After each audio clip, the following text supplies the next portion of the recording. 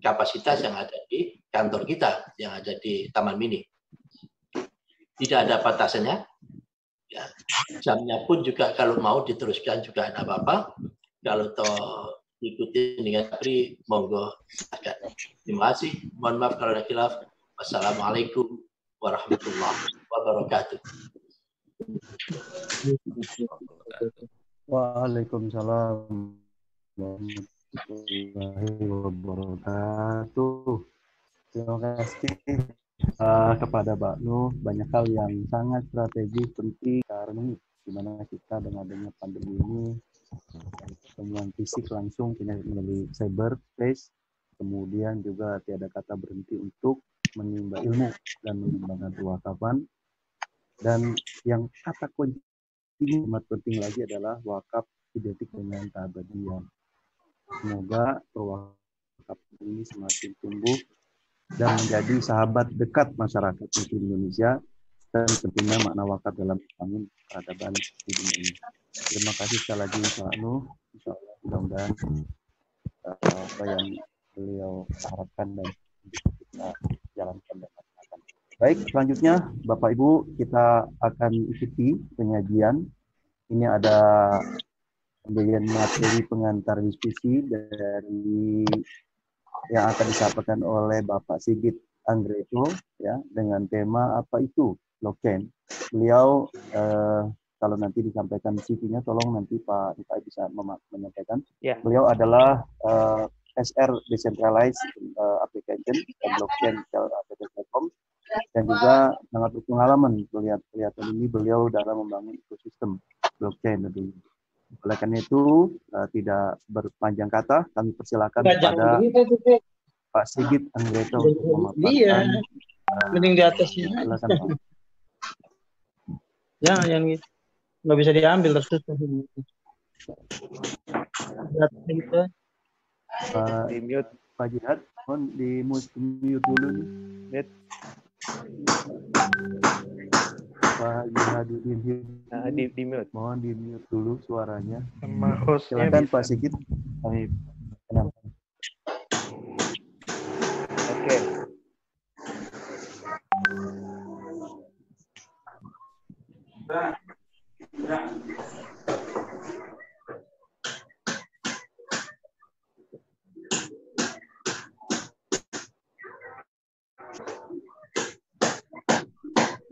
Pak Sigit.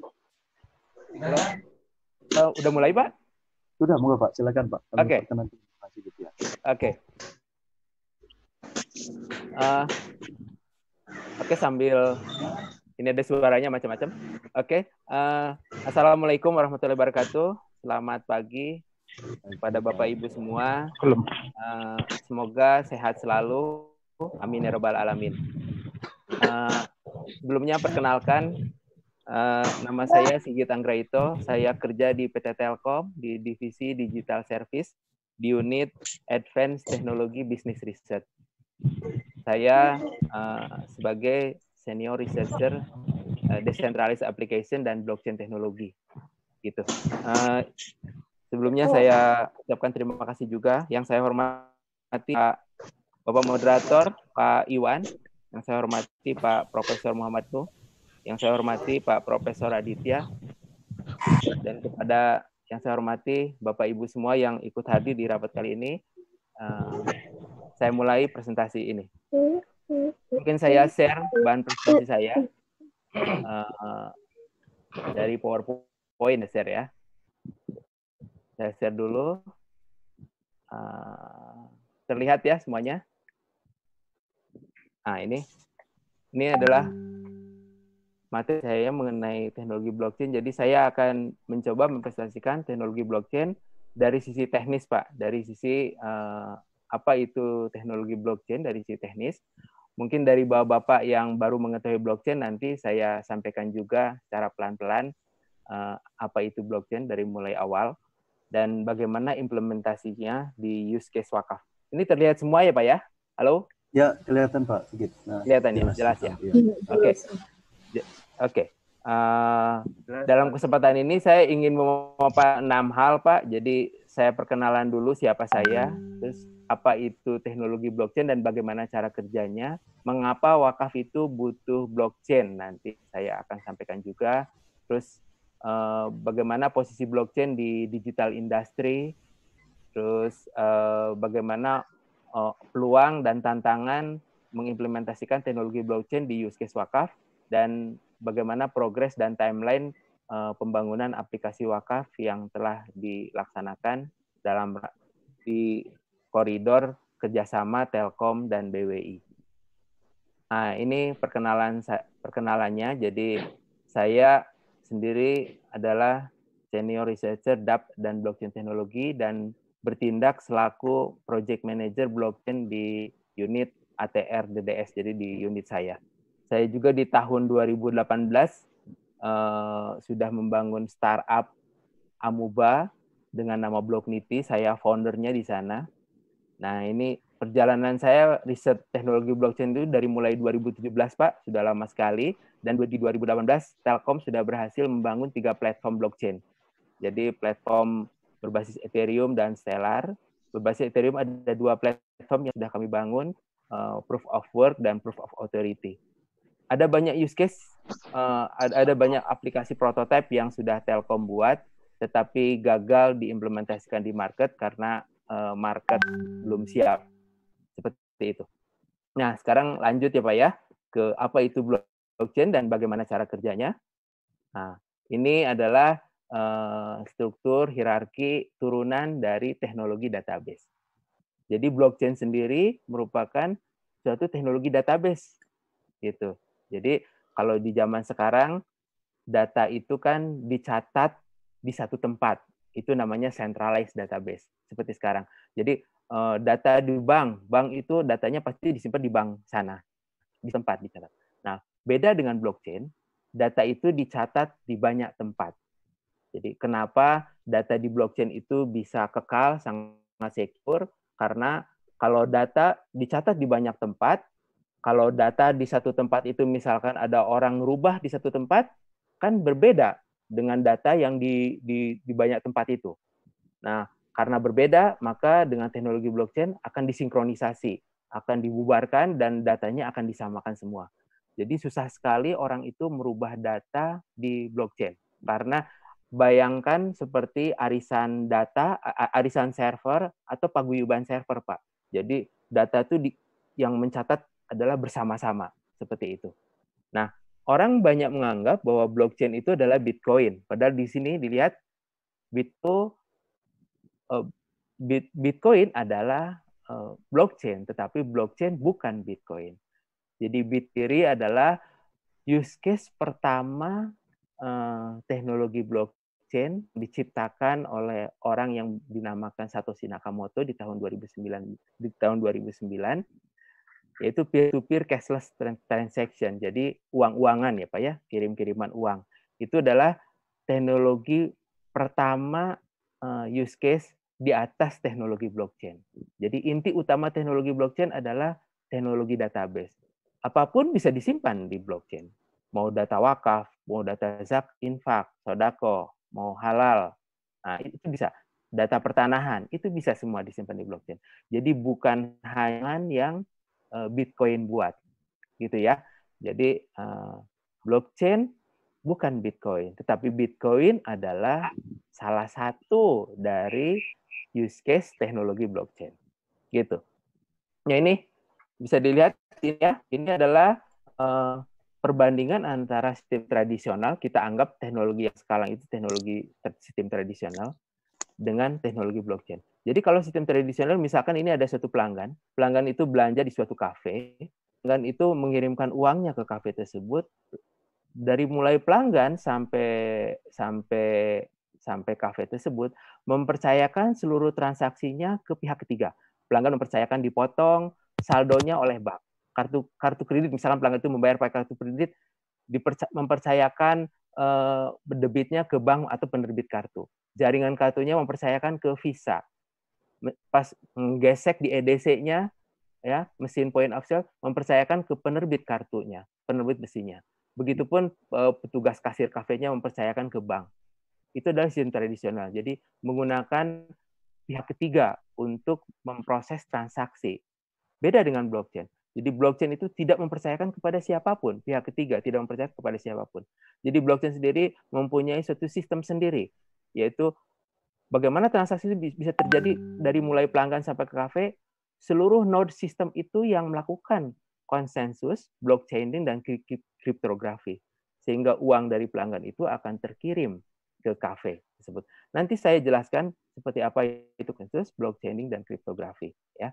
Jadi dengan blockchain tentu lebih efisien transaksi tersebut dibanding dengan sistem tradisional karena cost-nya lebih efisien karena di sini mempercayakan kepada pihak ketiga, kalau di sini sendiri ya otomatis. Jadi ini robotic software itu adalah blockchain. Nah ini ada 4 komponen utama di teknologi blockchain itu sebenarnya ya. Jadi ada distributed ledger database. Di sini data itu akan disebar ke seluruh titik gitu, sehingga data itu akan permanen, immutable, perpetuity ya. Jadi itu kekal data itu. Itulah data wakaf, zakat yang itu kekal akan disimpan di blockchain seperti itu. Terus ada kriptografi. Jadi yang data disimpan di blockchain adalah hash. Jadi pakai algoritma matematika. Jadi terautentikasi dan terverifikasi data tersebut. Terus ada konsensus, ada aturan main di blockchain itu ya. Seluruh node, seluruh server itu menyetujui transaksi, memvalidasi transaksi. Terus ada smart contract. Jadi di blockchain itu setiap perjanjian 1 dan 2 pihak atau banyak pihak itu kita bisa buatin small software ya, software kecil yang kita migrate, terus kita compile, terus kita migrate di blockchain. Sehingga semuanya bisa otomatis. Bahkan di blockchain itu, dengan teknologi blockchain, kita bisa membuat bank tanpa orang. Itu robotic software itu hanya di teknologi blockchain. Seperti itu. Nah ini adalah mekanisme transaksi di teknologi blockchain. Ya. Ini misalkan ada seorang wakif ya, wakif mau mewakafkan hartanya di blockchain, mau nyimpan datanya di blockchain, ya. Ini transaksi dari wakif menyimpan hartanya di blockchain itu akan disebar ke seluruh node dan akan divalidasi oleh seluruh node sesuai smart contract-nya. Setelah seluruh node itu memvalidasi sesuai aturannya, aturan proses di node tersebut, ada proof of work itu 51% memvalidasi sudah selesai, 49%-nya nyatet gitu. Nah, bisa juga full validasi misalkan, harus 100% divalidasi. Itu tentu lebih lama nantinya. Nah, setelah divalidasi dan sukses, maka akan diterbitkan blok baru dan transaksi itu akan disimpan di blok baru. Itulah aturan blockchain seperti itu. Ya. Nah, mungkin saya akan demo Pak sebentar. Ini hanya sebentar saja demonya. Bagaimana biar Bapak bisa mengerti bagaimana cara kerja di blockchain itu, hanya sebentar saja demonya. Ini terlihat ya Pak ya di sini ya. Jadi data di blockchain itu akan disimpan dalam bentuk hashcode. Contohnya ini adalah suatu fingerprint data. Jadi kalau misalkan saya tulis Sigit di sini, nah ini data itu 79767. Misalkan saya tulis Pak Imam di sini, datanya adalah DBF5.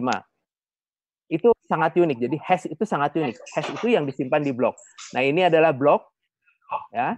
Jadi bloknya seperti ini. Jadi di blok itu ada 0 di depan, itu artinya blok itu sudah desain, sudah diverifikasi oleh blok tersebut.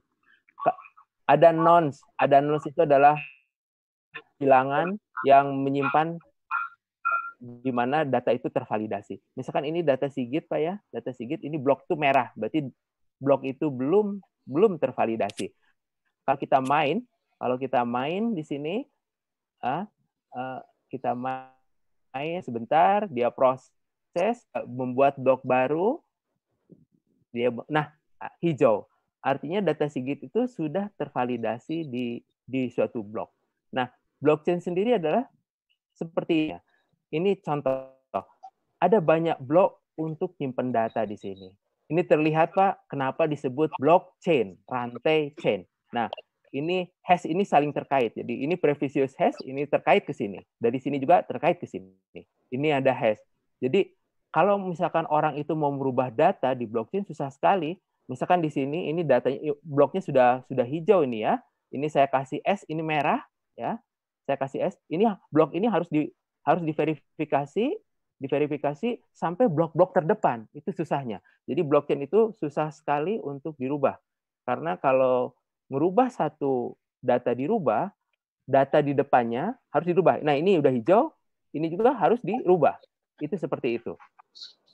Jadi susah sekali merubah data di blockchain.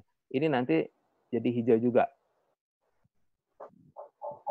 Tunggu sebentar ya.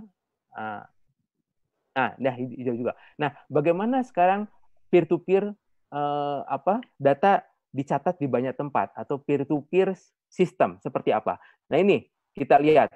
Ini peer A. Ini jadi blok-blok itu akan di-copy di banyak tempat ya. Ini peer A.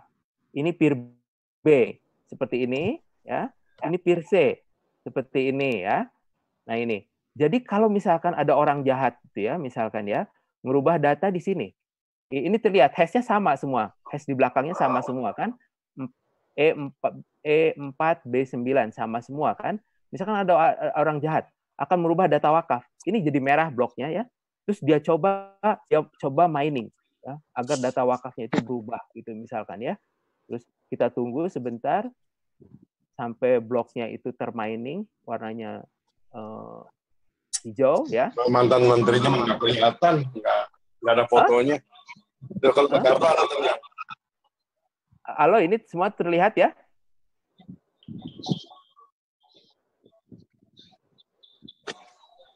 Ini hijau. Tetapi setelah orang itu merubah datanya, terlihat di sini hash-nya itu berbeda dengan yang di sana.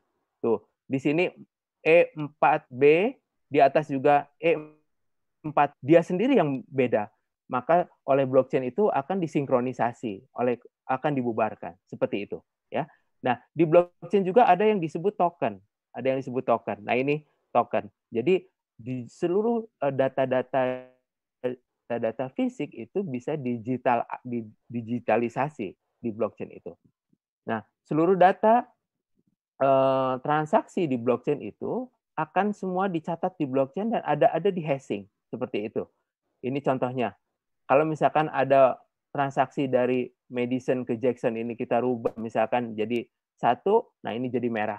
Blok itu harus dirubah ke semua tempat, ya seperti itu.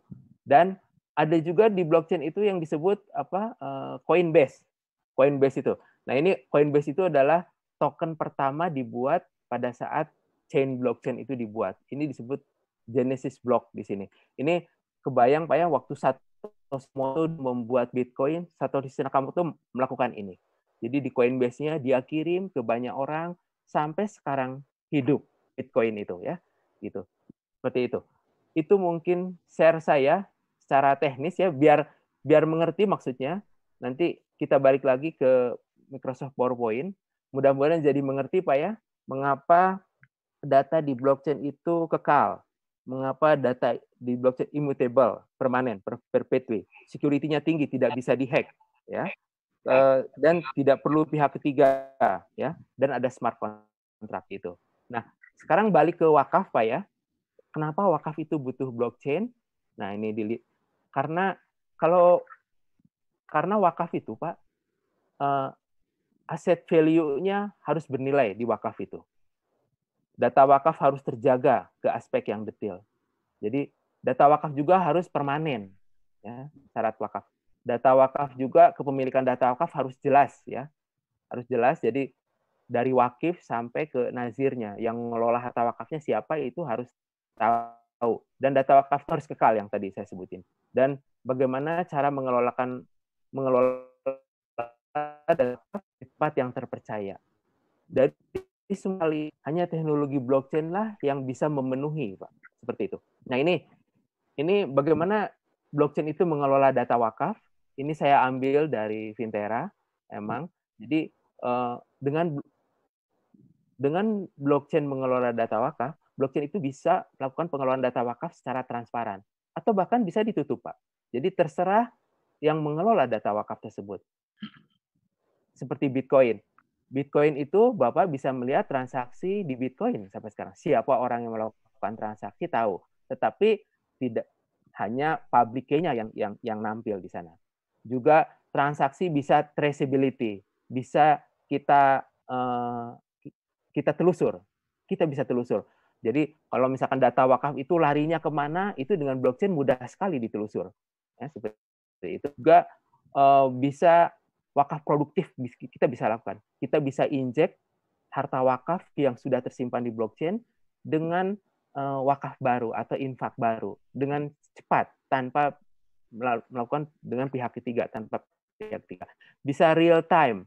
Jadi real time itu artinya itu dengan tokenisasi yang terjadi di blockchain, seluruh transaksi itu bisa real time.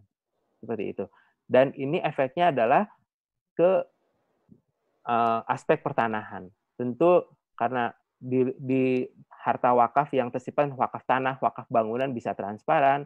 Korupsi di data wakaf, harta wakaf tanah, bangunan itu akan turun, tidak mungkin terjadi. Terus bisa diintegrasikan dengan property development yang ada, ya, dengan blockchain itu bisa kita juga ciptakan satu sistem crowdfunding. Jadi misalkan ada masjid yang perlu dibantu oleh banyak orang gitu, itu kita bisa ciptakan suatu sistem itu menggunakan teknologi blockchain. Kita bisa juga lock liquidity inland asset. Jadi data yang sudah tersimpan di blockchain tentu tidak akan bisa berubah lagi, kita bisa lock seperti itu. Ya. Jadi gitu. Jadi di blockchain itu ada teknologi yang disebut tokenisasi aset. Jadi seluruh perjanjian kita suatu smart contract bisa kita buatkan tokennya. Ya, harta wakaf tanah bangunan itu bisa digitalisasi aset bisa. Cash wakaf link sukuk itu bisa jadi digital aset. Begitupun harta wakaf uang bisa digital aset, itu semuanya dalam berbentuk token semua. Dan sebelah kanan adalah ini hasil riset dari Green Bond, Pak.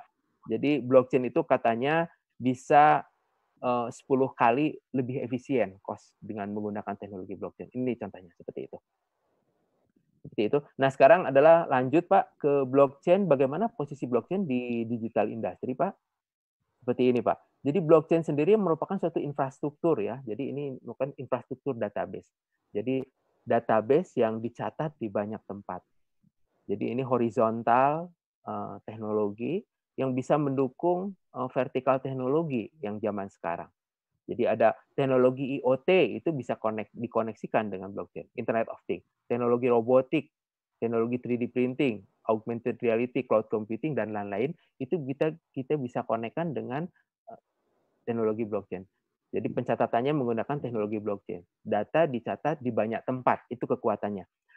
Menurut PricewaterhouseCoopers sama McKinsey, katanya bisa meningkatkan ekonomi 1-2%.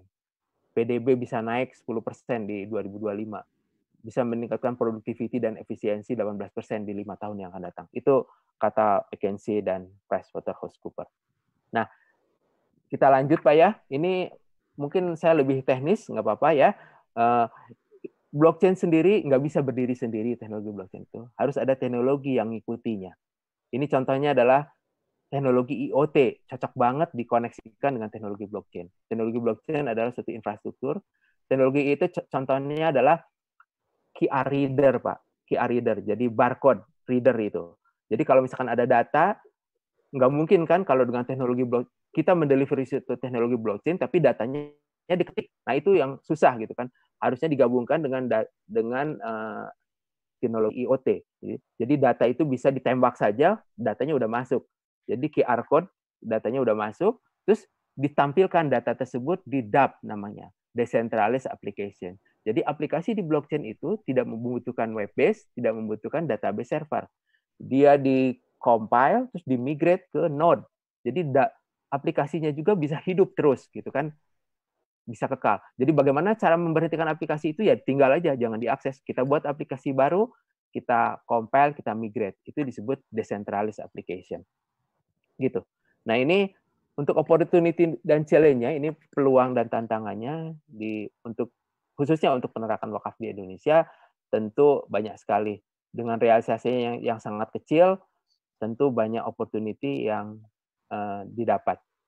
Begitupun banyak banget problematika wakaf di Indonesia ya, banyak yang belum bersertifikat contohnya. Itu nanti mungkin di diskusi ini ya. Gitu. Nah, ini ada opportunity lain, ini bisa menggunakan teknologi blockchain kalau melihat ke Islamic value chain gitu. Mungkin blockchain wakaf itu sebagai entry point, Pak. Nanti besok-besok bisa ke zakat, infak, sedekah, hingga ke social humanity yang lain, education, health, dakwah, itu sampai ke halal industri, itu ada peluang. Terus kalau kita ngelihat ke Islamic financial ecosystem, Pak, kita bisa ngelihat ada bank wakaf, itu mungkin banget itu dibuatin oleh blockchain. Jadi kita buat bank tanpa orang, tinggal regulasinya seperti apa. Takaful juga kita bisa buatin blockchain, zakat, crowdfunding platform itu mungkin sekali. Peer-to-peer funding ya, itu bisa mungkin pakai teknologi blockchain. Nah, ini potensi bisnisnya Pak, kalau misalkan nanti aplikasi wakaf itu sudah terimplementasi di BWI, kita bisa konekkan dengan e-money yang lain, ya, e-money yang sudah ada, seperti OVO, Link Aja, atau GoPay. Bisa juga kita konekkan dengan fintech syariah yang sudah ada. Dan di blockchain itu ada tokenisasi, Pak, disebutnya ada konsep token, utility token, security token, dan currency token. Dan security token, kalau misalkan aplikasi wakaf itu sudah besar, kita bisa launching security token. Kita juga bisa nge-launching initial coin offering gitu. Dan kita bisa koneksikan, Pak, blockchain wakaf Indonesia itu dengan negara lain. Itu kita bisa go global, kita bisa koneksikan seperti itu. Jadi wakaf itu jadi nanti bersatu seluruh dunia itu. Seperti itu. Ya, ini adalah progress timeline ya Pak, terkait dengan pembangunan aplikasi prototipe blockchain wakaf itu antara Telkom dan Indonesia. Alhamdulillah kemarin sudah ditandatangani MOU dan PKS di bulan Maret sama April. Rencananya aplikasi wakaf itu akan selesai Pak, prototipe itu di bulan Juli 2020 Pak. Jadi nanti kita bisa menikmati aplikasi blockchain wakaf itu di Juli 2020 insya Allah gitu. Seperti itu. Dan CPLS juga udah kita masukkan di aplikasi ini. Seperti itu. Dan seperti ini Pak, technical configuration-nya yang kami bangun. Jadi kami membuat satu aplikasi berbasis Android nanti untuk orang itu berwakaf uang sama melihat saham syariah CPLS. Ini, pakai HP. Terus kalau untuk aplikasi wakaf tanah dan bangunan, menggunakan web base di aplikasi di KUA, kantor KUA. Jadi di situ. Jadi orang harus datang dulu ke kantor KUA untuk mewakafkan tanah dan bangunannya. Dan ada juga aplikasi portal Pak di sini, portal marketplace. Jadi seluruh data-data wakaf yang sudah tersimpan di blockchain kita expose ke publik. Jadi seluruh masyarakat Indonesia bisa melihat mana harta-harta wakaf yang sudah disimpan di blockchain. Di sini juga ada wakaf produktif, jadi harta wakaf yang sudah tersimpan di blockchain itu nanti bisa diinjek wakaf baru atau infak baru, gitu. Seperti itu. Jadi ini adalah aplikasi blockchain yang sedang kami buat. Juga kami rencananya nanti akan membangun aplikasi manageable wakaf seperti ini. Jadi nanti auditor akan kita masukkan, jadi ada menu untuk audit, ada menu untuk fund management, ada menu untuk wakaf board, ada menu untuk insurance mungkin, dan lain-lain. Jadi ini adalah aplikasi pengelolaan harta wakaf agar harta wakaf itu bisa produktif, bisa meningkat. Mungkin saya akan share demo Pak sebentar ya, yang untuk aplikasi wakaf yang sudah kami buat. Ini di Google Chrome, ya. Ini mungkin bisa dilihat ya. Aplikasi wakaf seperti ini yang sudah kami buat.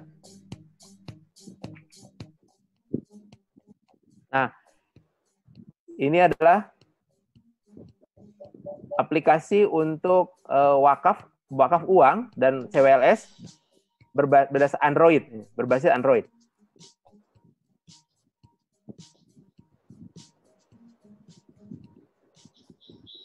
Jadi orang bisa melakukan wakaf uang via HP.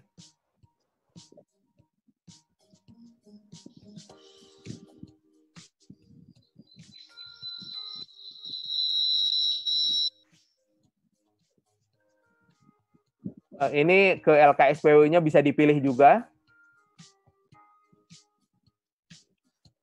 Nah, ini ada hash code-nya, artinya sudah tersimpan harta wakaf uang itu disimpan di blockchain.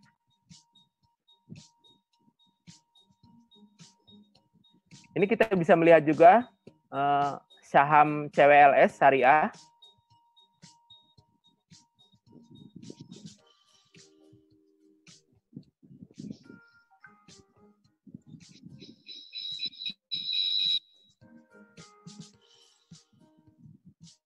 Ini kita bisa melihat CWLS yang sudah masuk di blockchain ya.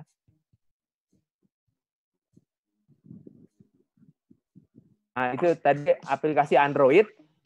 Nah, sekarang adalah aplikasi tampilan untuk masyarakat seperti ini. Jadi seluruh data harta wakaf yang sudah tersimpan di blockchain akan tampil di portal wakaf. Orang juga bisa melakukan login untuk nginjek wakaf tambahan.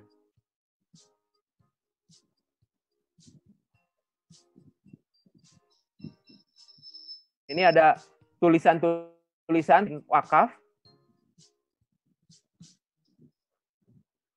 Nah, ini ada beberapa wakaf di sini.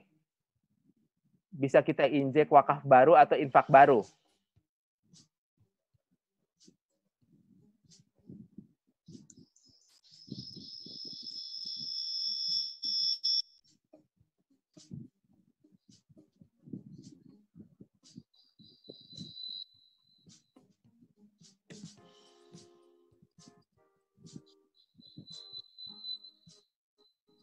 Kita cepetin. Nah, kalau ini adalah aplikasi untuk KUA, untuk memasukkan harta wakaf tanah dan bangunan. Jadi tentu saja petugas KUA harus registrasi dulu untuk masuk ke aplikasi ini.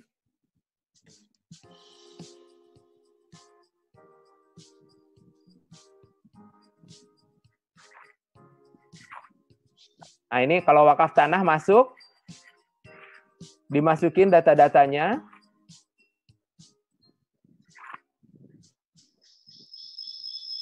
Ya. Ini ada tampilan 1, 2, 3. Ini untuk panduan, Pak. Setelah data wakaf masuk, diikrarkan dan disimpan di blockchain terakhirnya. Nah, ini data-data sertifikat wakaf yang sudah tersimpan di blockchain. Begitupun sama yang dilakukan untuk wakaf bangunan. Data-datanya kita masukkan, jadi wakif, 2 orang saksi, data-data wakaf bangunan kita upload semua ke blockchain. Terus from ikrar sama audio ikrar juga kita masukkan ke blockchain atau surat keterangan lainnya. Nah, bila data itu dimasukkan akan tampil nanti di portal.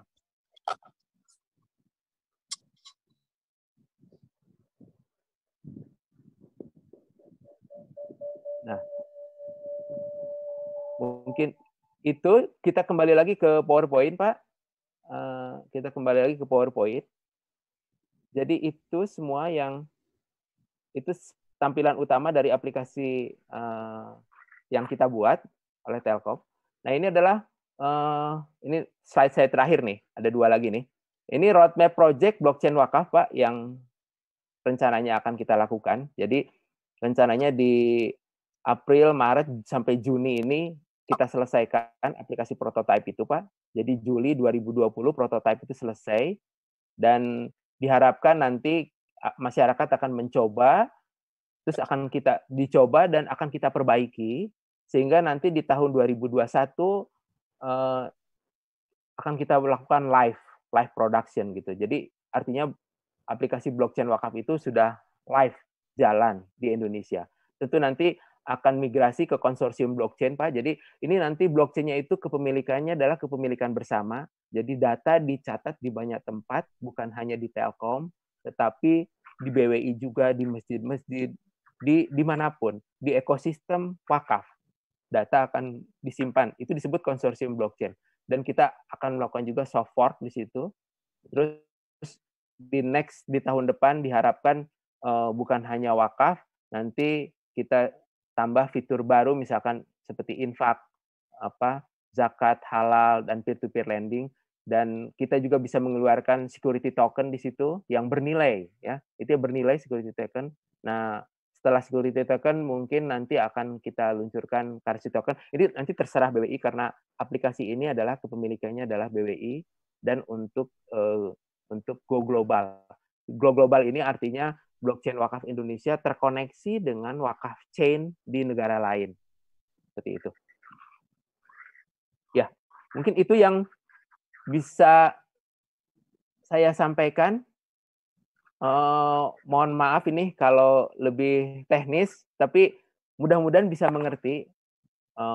Blockchain itu adalah data yang disimpan di banyak tempat yang tidak mungkin dihack karena data itu yang disimpan dalam bentuk hashing algoritma.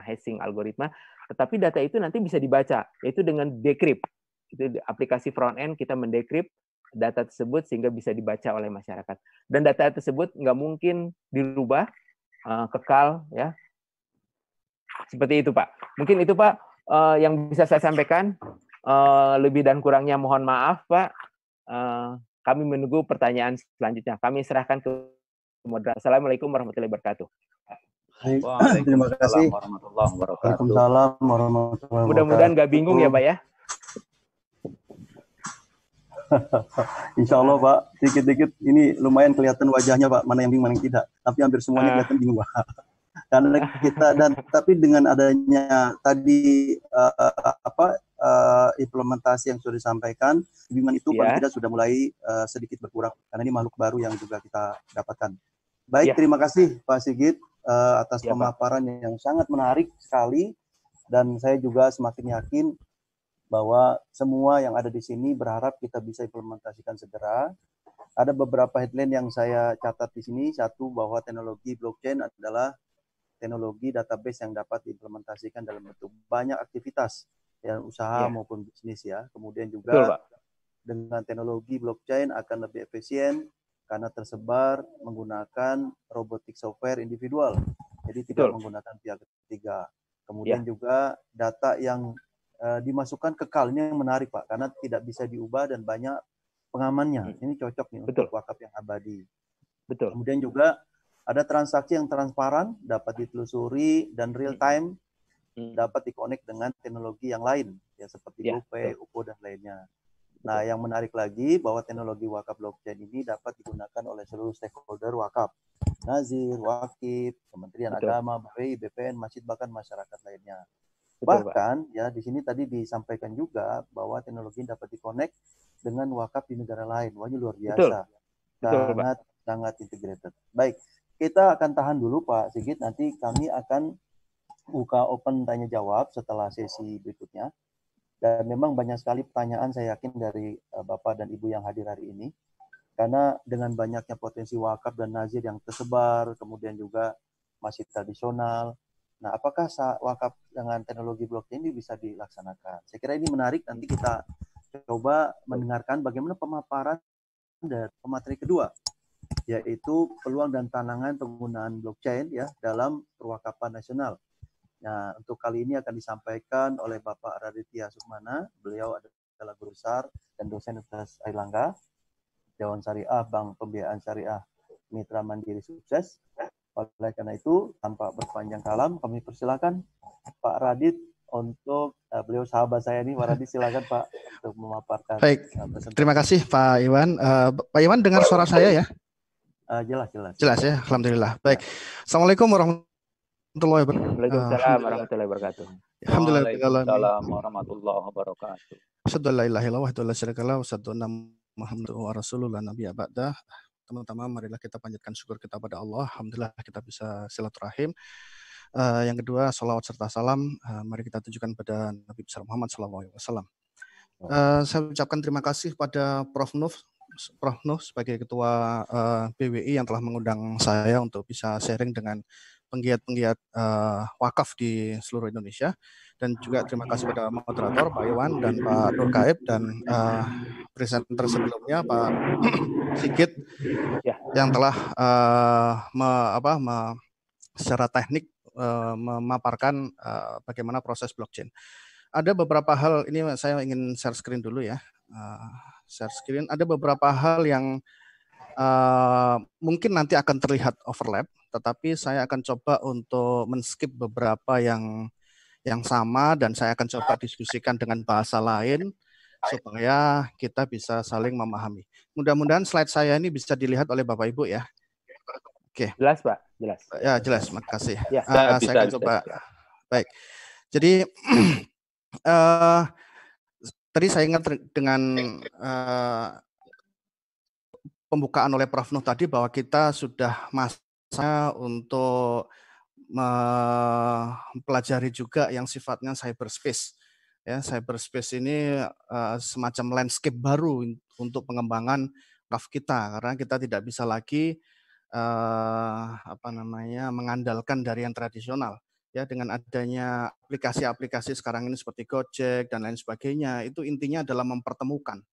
Jadi kalau kita ada di sini dan sebelah saya itu di ruangan sebelah itu orang yang berbeda, saya membutuhkan tumpangan, dan sebelah ruangan saya ini orang yang punya kendaraan dan ingin ada income dari penggunaan kendaraan itu, selamanya saya tidak akan bisa dapatkan transportasi ketika tidak ada suatu venue atau suatu atau suatu aplikasi untuk menyatakan keinginannya. Jadi maksud dari adanya aplikasi itu adalah menyatakan keinginan. Saya ingin beli, pada saat yang sama saya ingin supply, saya ingin jual jasa, saya jual ini dan sebagainya. Itulah kemudian luar biasanya aplikasi ya. Termasuk juga di wakaf ini, wakaf dengan aplikasi ini yang tadi sudah dijelaskan oleh Pak Sigit dengan kerjasama Telkom dan BW ini akan luar biasa, karena ini akan membuka mata kita bahwa ini loh lokasi-lokasi yang butuh pendanaan ya, yang potensi, yang itu bisa untuk menggerakkan ekonomi dan sosial kita. Baik, saya akan coba melihat masa depan wakaf ya. Wakaf terbukti secara signifikan ya. Kalau dulu itu di Turki ya, itu ada semacam semacam cerita atau peribahasa bahwa orang Turki itu tidak akan pernah terlepas dari wakaf. Orang itu, ibu-ibu yang melahirkan itu melahirkan di rumah sakit wakaf. Terus kemudian anak kecil yang butuh nutrisi didapatkan dari profit dari wakaf produktif. Terus kemudian bayi itu bergerak menjadi anak balita dan kemudian sekolah di sekolah wakaf.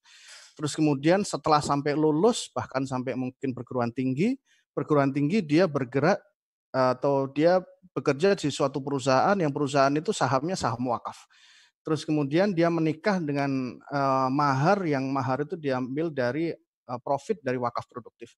Kemudian kalau meninggal, dia meninggal di kuburan yang berbasis wakaf. Jadi semuanya itu tidak terlepas dari wakaf. Nah, itu yang fakta yang terjadi di Turki, dan rasanya kita sekarang ini melihat potensi wakaf yang begitu besar, khususnya di Indonesia.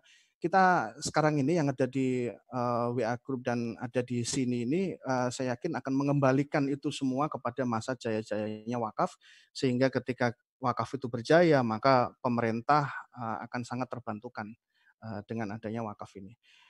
Nah, saya lanjut saja. Kendala saat ini adalah pemanfaatan aset wakaf ya, karena kita tahu bahwa pemilihan nazir oleh wakif itu umumnya yang kebanyakan ada itu adalah berdasarkan karena keluarga, berdasarkan karena tetangga, berdasarkan karena sanak famili dan sebagainya. Tidak berdasarkan karena kualifikasi. Itulah sehingga tidak heran ketika kita mendengar fakta bahwa tanah wakaf ini sudah nganggur tahunan, bahkan sampai puluhan tahun itu nganggur. Kenapa ya? Karena nazirnya itu tidak qualified. Kemudian manajemen wakaf, yaitu tadi karena mungkin masih banyak yang sifatnya itu individual, ya nazir individual, yang dimana urusan wakaf itu kalau sudah berkembang sangat besar itu tidak cukup hanya ditangani oleh satu orang. Kemudian masalah pembiayaan, ya pembiayaan tanah ini kita tahu tanah wakaf itu banyak, tetapi kemudian pertanyaannya adalah siapa yang membiayai bangunan di atas tanah tersebut. Kemudian inovasi kurang, tapi sekarang saya melihat di Indonesia sudah mulai luar biasa ya. ada saham wakaf, terus kemudian ada wakaf dengan takaful, ada wakaf dengan LKSPWU dan sebagainya. Jadi sudah merambah sangat luar biasa. Nah, tulisan ini wakaf blockchain ini saya tulis 2018 ketika saya pulang dari seminar di Malaysia, yang kemudian saya melihat bahwa di Malaysia termasuk juga ada Fintera di sana yang sudah dijelaskan oleh Pak Sigit tadi. Itu luar biasa, sehingga kemudian saya berazam itu untuk kemudian meluluskan di dalam suatu media massa ini di Republika, sehingga akhirnya muncul Maret itu 12 atau Maret tidak pokoknya 2018 ya. Mungkin ini ya tulisan koran ini saya ilustrasikan semacam ini ya. Nah, jadi ini sebenarnya bahasa lain dari apa yang sudah dijelaskan oleh Pak Sigit tadi. Pertama, mari kita lihat ini. Kita mulainya dari ibu penjahit ini ya. Bayangkan Bapak Ibu ya. Ada seorang ibu penjahit ini yang mohon maaf, dia itu orderannya banyak sekali dan dia dipercaya karena hasil jahitannya itu bagus sekali. Tapi dia ada dalam suatu kondisi di mana mesin jahitnya rusak. Ya, katakan mesin jahitnya adalah 20 juta harganya. Kemudian ibu penjahit ini datang kepada Nazir minta tolong agar dicarikan mesin jahit. Tentunya Nazir akan buat proposal sederhana yang kemudian Nazir ini akan mendatangi Wakif A. Ya.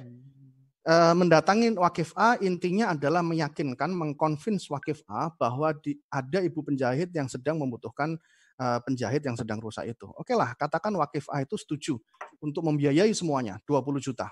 Ya. Kemudian jadi Nazir ini menerima uang cash wakaf 20 juta. Cash ya, cash. Ini yang tradisional nih. Nazir ini kemudian tanpa sepengetahuan Wakif A, dia kemudian datang kepada Wakif B. Ya, datang kepada Wakif B tanpa sepengetahuan Wakif A, mengatakan hal yang sama ibu penjahit yang sama. Katakan Wakif B itu tertarik, ya, terus kemudian Wakif B memberikan 20 juta. Jadi yang sekarang ada di kantong Nazir itu adalah 40 juta. Kemudian Nazir itu datang kepada toko mesin jahit untuk mencari mesin jahit yang dibutuhkan ibu tadi. Nah, pertanyaannya adalah Nazir itu nanti mengeluarkan 20 juta itu dari A atau dari B? Yang jelas mesin jahitnya akan terbeli, tetapi secara administrasi pencatatan dia akan mengambil dari dananya yang mana. Nazir bisa saja kemudian kwitansi pembelian tersebut ya itu di-scan yang hasil scan-scannya itu betul-betul akan terlihat seperti yang aslinya ya. Di-scan, di-print 2 kali ya. 1 dia gunakan untuk ketemu dengan Wakif A dan menyerahkan kwitansi tersebut serta bukti penyerahan berupa foto. Jadi Nazir foto dengan toko ibu penjahit, toko mesin jahit dan juga menyerahkan pada ibu penjahitnya di foto. Terus kemudian hal yang sama kwitansi kedua hasil dari scan tadi itu diberikan kepada Wakif B. Wakif A puas karena sudah dibentukkan mesin jahit, Wakif B juga puas karena melihat hal yang sama. Pada saat yang sama, Nazir sudah selesai semua urusannya, 20 juta dia bisa gunakan untuk keperluan pribadi. Nah, inilah yang namanya moral hazard. Kenapa itu bisa terjadi? Lagi-lagi, karena tidak menggunakan teknologi. Nah, teknologi yang apa yang untuk mengurangi hal itu, itulah yang kemudian wakaf blockchain. Kalau wakaf blockchain, maka ketika ibu penjahit tadi, ya, ibu penjahit itu datang ke Nazir, maka Nazir itu melalui dunia maya, ya, Nazir itu nanti melalui dunia maya juga akan minta ke Wakif A, ya. Ketika Wakif A itu memberikan 20 juta, maka Wakif A akan mendapatkan encrypted code tadi yang dikatakan Pak Sigit tadi, suatu hash, suatu gabungan antara huruf dan angka, besar dan kecil, yang kita tidak tahu secara fisik itu maksudnya apa kalau kita tidak di-encrypt ya. Mengulangi lagi jadi de-enkripsi tadi yang dikatakan Pak Sigit tadi.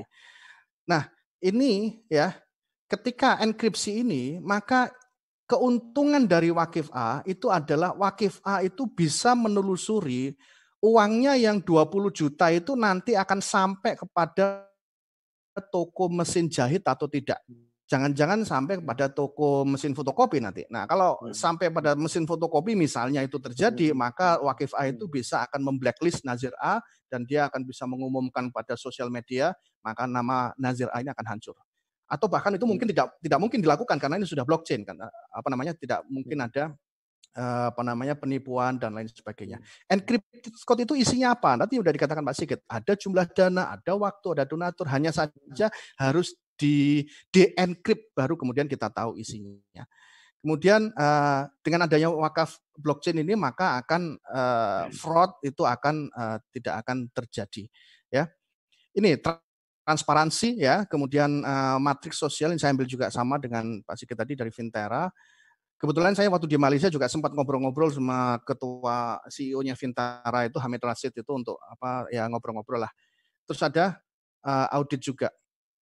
Nah, mungkin kawan-kawan ada yang belum tahu prosesnya Bitcoin yang menggunakan blockchain teknologi. Saya coba membahasakan dengan yang lain dari yang sudah dijelaskan oleh Pak Sigit tadi. Bitcoin ini, blockchain itu adalah teknologinya. Bitcoin ini adalah mata uang, ya. Mata uang Bitcoin itu singkatannya adalah BTC, ya. BTC ini yang tadi dijelaskan Satoshi Nakamoto itu awal-awal 2009 itu harganya itu 1 BTC itu kalau dalam media-media itu sama dengan 1 loyang Pizza Hut, ya, sekitar harganya mungkin berapa?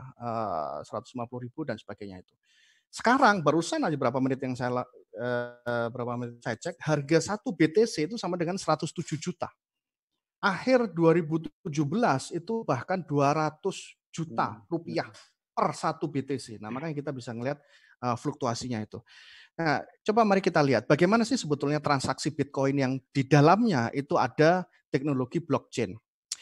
Abu ini A, ya. Abu ini dia mau bertransaksi dengan Umar. Umar ini penjual. Abu ini adalah pembeli. Abu itu punya 1000 BTC, ya ini. Abu itu bertransaksi dengan Umar karena Umar ini adalah penjual. Kesepakatan mereka nilainya adalah 800 BTC. Ya, setelah mereka sepakat 800 BTC, maka Abu harus menginformasikan kepada dunia maya melalui public dan private key yang tadi sudah dijelaskan oleh Pak Sigit. Dalam private key dan public key itulah yang kemudian dinamakan sebagai unverified transaction. Jadi Abu mengungkapkan bahwa saya mau membeli barang dari Umar seharga 800 BTC. Nah, kemudian apa yang terjadi? Unverified transaction tadi itu harus diverifikasi. Harus disahkan, divalidasikan oleh siapa? Itulah yang kemudian disebut sebagai miners, petambang, orang yang menambang. Miners ini tugasnya adalah memverifikasi satu saja, yaitu apakah Abu punya uang sebanyak lebih dari 800 BTC agar transaksi ini bisa terjadi. Katakan miners itu kemudian memverifikasi, ya tentunya tidak secara fisik dilihat gitu ya, tetapi dengan sistem, ya. Betul bahwa Abu punya uang sebanyak 1000 BTC, maka transaksi ini akan terjadi. Transaksi ini akan terjadi, maka transaksi itu akan di-lock sama transaksi Bitcoin sebelum ini. Nah, tadi yang terlihat tadi sudah ditunjukkan oleh Pak Sigit, ada hash yang kemudian digabungkan dengan yang sebelumnya, previousnya sama setelahnya dan sebagainya. Nah, Umar sekarang sudah menerima 800 BTC. Begitu juga kalau Umar dengan Utsman bertransaksi 600 BTC, maka Utsman ini penjual, Umar ini membeli, kesepakatannya 600 BTC, Umar punya 800 BTC. Maka Umar akan menyatakan dalam public dan private key-nya bahwa akan membeli barang sebanyak 600 BTC. Itulah yang disebut sebagai unverified transaction yang kemudian harus divalidasi, diverifikasi oleh miners. Miners mengetahui bahwa 800, maka transaksinya terjadi ini 600 ini, kemudian ini akan di-lock dengan yang ini. Kalau ini adalah transaksi terakhirnya. Jadi inilah kemudian di-lock, itulah yang kemudian namanya blockchain. Ia akan membentuk suatu blok yang kemudian ini dari dalamnya itu adalah dirantai. Setiap transaksi ini dirantai. Makanya kemudian tidak mungkin bisa dirubah atau sangat sulit sekali untuk dirubah transaksi tersebut. Ini terus terjadi ya sampai Ali dan sebagainya. Ceritanya akan seperti itu. Apa keuntungannya transparansi ya? Distributed ledger. Jadi setiap transaksi itu sudah diverifikasi kebenarannya oleh miners ya. Transparansi karena apa? Distributed ledger. Jadi informasi itu disebarkan tidak hanya pada satu pihak, tetapi pada semua pihak, walaupun bentuknya adalah mungkin hash key tadi yang kita tidak tahu, tetapi itu tidak susah untuk dirubah. Keamanan digital itu sangat aman sekali, ya. Kalau kita bawa uang untuk menyerahkan kepada penjual, itu kalau di jalan dirampok, hilang sudah, ya. Tapi kalau dengan digital itu akan sangat aman. Biaya transfer itu sangat murah. Kalau perdagangan perusahaan, ya, perusahaan besar antar negara, itu transfer antar bank itu butuh berapa hari dan biaya transfernya itu tinggi sekali. Tapi kalau dengan Bitcoin yang di dalamnya ada teknologi blockchain-nya, itu saya melihat ada referensi yang mengatakan bahwa transfernya itu butuh 2,5 sen. Tidak melihat dari jumlah nominal yang ditransferkan. 2,5 sen itu kurang dari Rp1.000. Dan itu uang bisa tertransfer dalam hitungan waktu mungkin sekitar 10 menit karena miners itu butuh waktu untuk memverifikasi dokumen tersebut. Ya, Bitcoin operasionalnya tidak dapat diintervensi oleh perusahaan, pemerintah dan siapapun. Kecepatan itu 10 menit, ya, jadi sangat cepat sekali. Nah, ini yang tadi disebut oleh Pak Sigit sebagai ekosistem. Ekosistemnya itu ada banyak sekali kalau kita mau mengarah kepada wakaf, ya. Wakaf ini ada auditor ini. Pertama, tanggung jawab dari ekosistem ini. Landowner, yaitu landowner ini kalau wakaf ini adalah pengelolaan nazirnya, landowner ini adalah wakif yang mendaftarkan mewakafkan ya tadi lewat KUA dan sebagainya kepada nazir untuk dirubah statusnya dari privat ya milik pribadi kemudian diwakafkan. Wakif nazir mengelola aset wakaf. Auditor ini nazir ini ya kalau dalam konteks nanti menggunakan blockchain ini maka wakif ini dia harus nanti bekerja sama dengan fund manager yang di sini untuk apa? Untuk membuat proposal di atas tanah wakaf itu mau dibuat apa? Tentunya atas arahan atau intensi dari landowner ini. Jadi dari wakifnya itu mau dibuat apa sih? Rumah sakit atau sekolah atau apa? Maka wakif ini kerjasama dengan fund manager untuk buat proposalnya. Proposal jadi ya auditor ini nanti akan memastikan bahwa proposal itu layak untuk dikerjakan. Legal body itu untuk status dari wakafnya itu di BPN ya jangan sampai kemudian sudah status wakaf tetapi baru AIW belum sampai BPN. Nah itu kemudian banyak ahli waris yang nanti akan memperkarakan. Nah itu pentingnya ada legal body. Investor ini untuk yang membiayai bangunan di atas tanah wakaf tersebut. Asset manager itu kalau rumah sakitnya sudah jadi itu dia yang nanti akan mengoperasikan. Developer ini yang mengerjakan rumah sakitnya, fund manager ini mencari dana. Jadi kalau misalnya, nah ini misalnya, ya, ini saya ambil juga dari Fintera ya. Jadi yang dikatakan token smart contract itu ada di ini platform ini. Jadi wakaf chain itu nanti semacam aplikasi yang akan nempel di sini. Jadi apa namanya semacam kalau Bapak Ibu mau menjual barang lewat marketplace gitu, nah itu semacam itu kira-kira ya. Jadi ini wakaf board ini adalah nazirnya. Nazirnya ini dia menerima dari landowner tadi, misalnya untuk rumah sakit, hospital ini. Maka proposal ini W1 ini proposal ini, itu harus dibuat antara wakif dengan fund manager, terus kemudian di endorse oleh audit yang mengatakan bahwa oke, ini layak ya. Terus kemudian fund manager itu akan masuk kepada platform ini untuk raising fund untuk dananya tersebut. Yang kemudian ini komunitasnya ini nanti akan sebagai orang yang punya uang. Bisa cash wakaf, bisa loan, mudharabah, suku. Ini kalau kasusnya Fintera ya. Terus kemudian kalau uangnya sudah terkumpul, maka akan diberikan kepada construction untuk pembangunan hospital ini. Kalau ada masalah di sini, ya misalnya ada apa gitu ya, di backup sama takaful di sini.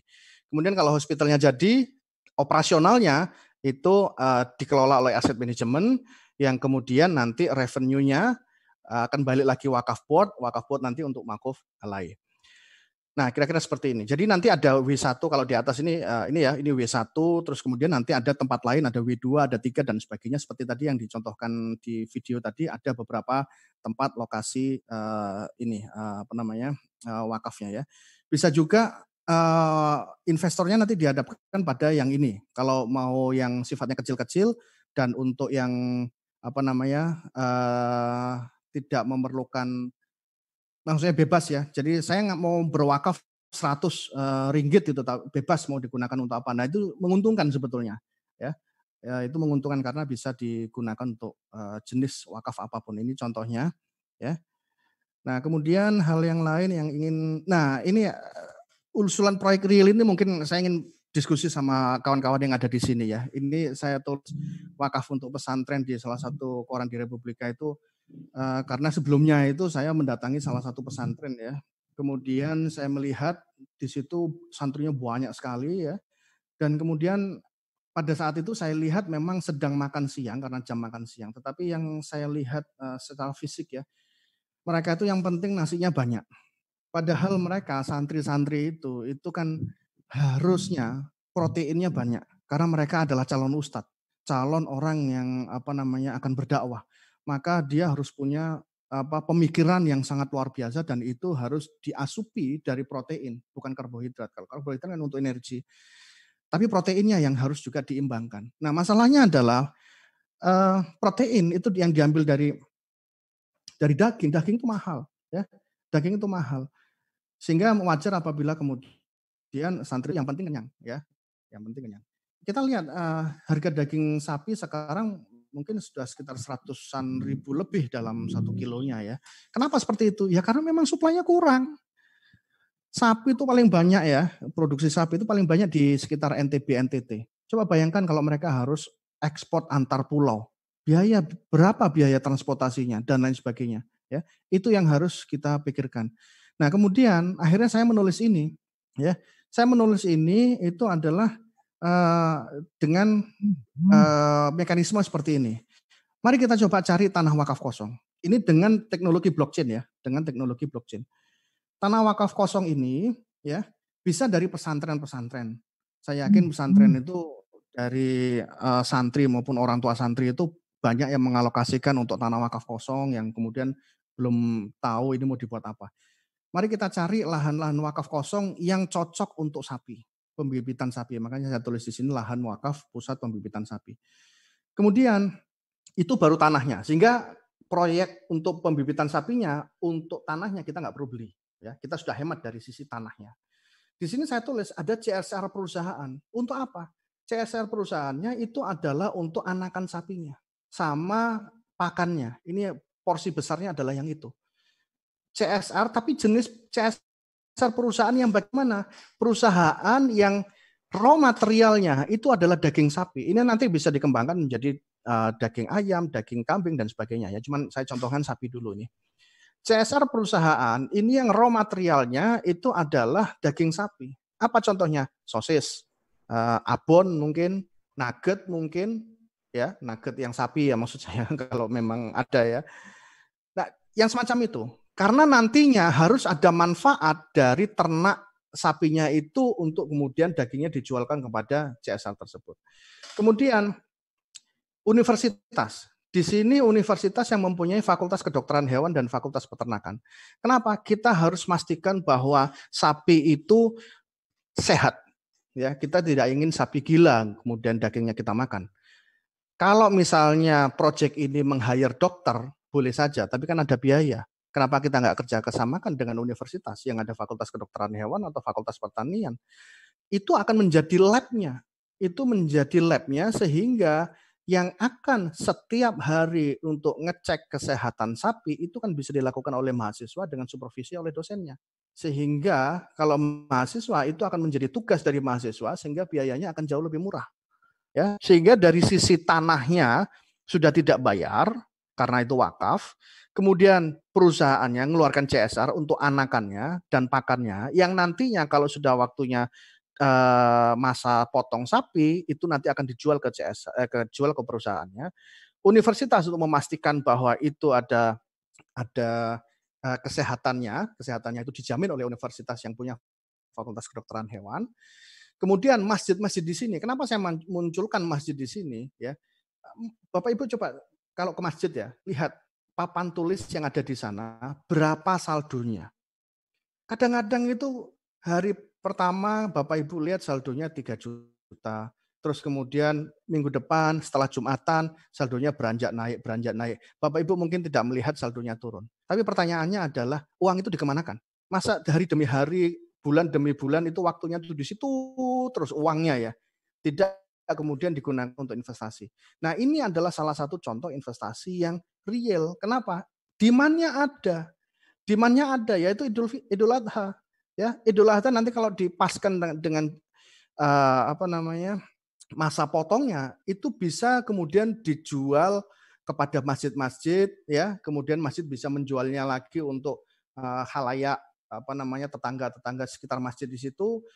Kemudian kalau sudah masa potongnya itu bisa dijual ke CSR tentunya ya, ke pesantren ya, ke universitas untuk stakeholder universitas ya, baik itu dosennya, kemudian orang tua siswa, tendiknya dan lain sebagainya. Nah, mari kita coba lihat yang ini. Tanahnya itu sudah tidak bayar. Terus kemudian pakannya sama bibitnya dibayar sama perusahaan, didonasikan oleh perusahaan tersebut. Kesehatannya dijamin oleh universitas. Dana investornya dari CSR ada, dari masjid-masjid ada. Sehingga kita bisa hemat 4 hal. Ya. Ini keuntungannya. Suplai daging melimpah, harga daging terjangkau akan turun tentunya kalau dagingnya banyak sekali, dan juga karena biayanya murah. Kemudian bagi perusahaan sebagai raw material continue, ya, harga bahan baku murah. Bagi universitas Tridharma perguruan tinggi, ya, bagi universitas sangat diuntungkan. Kenapa? Karena kadang universitas itu tidak punya lab yang bagus untuk bagaimana dia bisa kemudian rekayasa genetik misalnya, ya. Kemudian mahasiswa bisa untuk lab. Masyarakat umum harga terjangkau daging, nutrisi santri akan meningkat, ya. Nah, saya akan masuk pada peluang dan tantangan blockchain ini. Potensi wakaf itu luar biasa, ya. Nanti saya akan coba jelaskan. Bonus demografi, ya, yang muda, yang kaya, yang produktif itu banyak sebagai investor sehingga kita bisa berharap dari mereka. Tren keislaman yang saya sebutkan kenapa kok tren keislaman meningkat itu. Saya ingat waktu saya mahasiswa dulu ya, sekitar tahun 90-an. Di seangkatan saya itu yang berjilbab itu hanya 2 atau 3 orang. Tapi sekarang 2-3 orang itu adalah yang tidak berjilbab. Nah, ini adalah tren keislaman yang kita bisa berharap bahwa mereka nanti bisa mendukung proyek-proyek wakaf seperti ini. Wakaf sudah masuk dalam instrumen tadi yang saya katakan, ada bank syariah, koperasi syariah, takaful. Kemudian dengan blockchain ini itu bisa retail wakif. Jadi wakif yang bayangan kita sebelumnya itu kan kalau wakaf itu kan nilainya besar ya, jutaan dan sebagainya. Tapi dengan blockchain ini orang bisa berdonasi 100.000, 50.000 sebagai wakaf. Ya. Tantangan awareness, penciptaan ekosistem tadi yang saya jelaskan, ada rangkaian tadi yaitu kerjasama nazir, auditors, konstruktor, asset management dan sebagainya. Country risk. Nah, country risk ini kalau blockchain ini sudah dibuka, tadi dikatakan Pak Sigit tadi sudah cross country, nanti investornya mungkin dari Timur Tengah untuk proyek wakaf yang ada di Indonesia, dan itu kendalanya nanti salah satu yang harus kita perhatikan itu adalah country risk. Ya. Saya ingin mencoba fakta ini ya. Ini sudah hampir selesai nih. Cuman saya ingin mengajak pada kita semua, sebetulnya Indonesia ini potensinya berapa sih terkait sama wakaf uang ya. Kita lihat dulu ini rumah sakit sehat yang dikelola oleh Dompet Duafa ini. Di sini tertulis, ini data ini dari BWI ini. 65 ya. Ini rumah sakit ini yang ada di Bogor ini dibangun dengan dana 65 miliar ya. Dengan dana 65 miliar. Mari kita coba lihat fakta yang lain yang ada di negara tetangga kita. Nah, negara tetangga kita itu, ini saya ceritakan tabel ini ya. Tabel ini tuh tabel di Malaysia, di Singapura ya, yang saya dapat dari kawan saya di Waris ya. Waris ini perusahaan yang didirikan oleh Majelis Ulama Islam Singapura. Di Singapura itu wakaf uang itu wajib ya, wajib. Jadi kita coba tidak membahas fikihnya dulu ya, tetapi kita melihat impact-nya ya. Wajib dengan ketentuan bagaimana? Ketentuannya adalah hanya untuk Muslim worker saja, hanya untuk orang Muslim yang ada di Singapura. Ketentuannya bagaimana? Ketentuannya adalah kalau income per bulannya 1.000 Singapura dolar atau sekitar 10 juta rupiah per bulan, maka akan dipotong sebanyak 3 Singapura dolar atau 30.000. 30.000 mungkin besar, tapi kalau gajinya 10 juta per bulan, maka 30.000 per bulan itu nothing, kecil sekali. Ya. Bagaimana kalau ada Muslim Singapura yang gajinya 10.000 Singapura dolar atau sekitar 100 juta rupiah per bulan. Maka akan dipotong 26 atau 260.000 rupiah. 260.000 rupiah mungkin besar, tapi kalau gajinya 100 juta, nothing 260.000 rupiah itu. Berapa yang bisa terkumpul dari Singapura? Dari 2018 setahun itu 350 miliar rupiah setahun. Ya, ingat-ingat. Tadi rumah sakit harganya 65 pembangunannya. Singapura itu setahun bisa 350 miliar yang terkumpul. Lalu pertanyaannya adalah bagaimana Indonesia? Kita lihat, populasi Indonesia 240 juta. 85% dari 240 juta ini adalah misalnya Muslim, maka sekitar 200 juta. Asumsi separuh Muslim tidak miskin, berarti separuh dari 200 juta ini adalah 100 juta. Tidak miskin, 100 juta. Setiap orang dari 100 juta ini berwakaf uang 1.000 rupiah per bulan. Maka kita akan mengumpulkan 100 miliar rupiah sebulan. Singapura 350 miliar setahun.